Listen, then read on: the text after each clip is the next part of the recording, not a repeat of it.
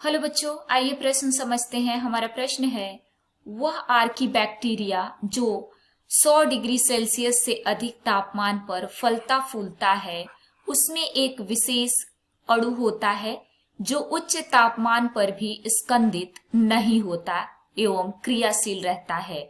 वह विशेष अणु कौन सा है? हमारा पहला विकल्प है कार्बोहाइड्रेट, दूसरा एस्टर, तीसरा प्रोटीन तथा चौथा विकल्प है वसा।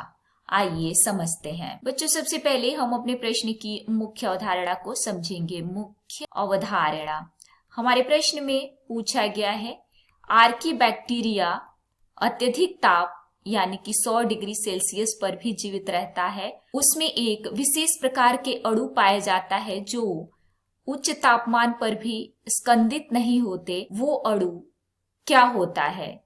आइए लिखते हैं, आर्की बैक्टीरिया। आइए समझते हैं, आर्की बैक्टीरिया या आर्की जीवाणु। बच्चों, आर्की बैक्टीरिया को हम नीला हरा जीवाणु भी कहते हैं। क्या कहते हैं बच्चों?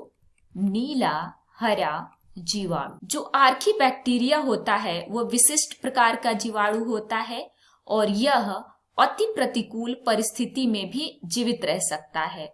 यह अति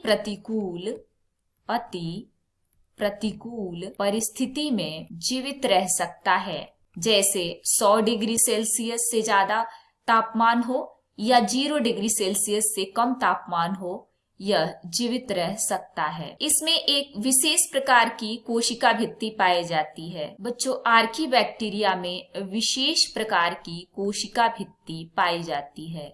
विशेष प्रकार की कोशिका भित्ति जो इन्हें प्रतिकूल परिस्थिति से बचाकर रखती है और इनमें एक विशेष प्रकार का अणु पाया जाता है। विशेष प्रकार का अणु पाया जाता है जो प्रोटीन का बना होता है और यह उच्च तापमान पर भी स्कंदित नहीं होता। उच्च तापमान पर भी क्या नहीं होता बच्चों?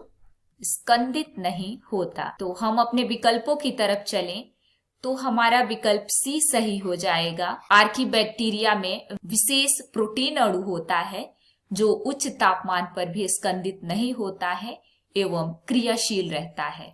उम्मीद है आपको प्रश्न समझ में आ गया होगा। धन्यवाद।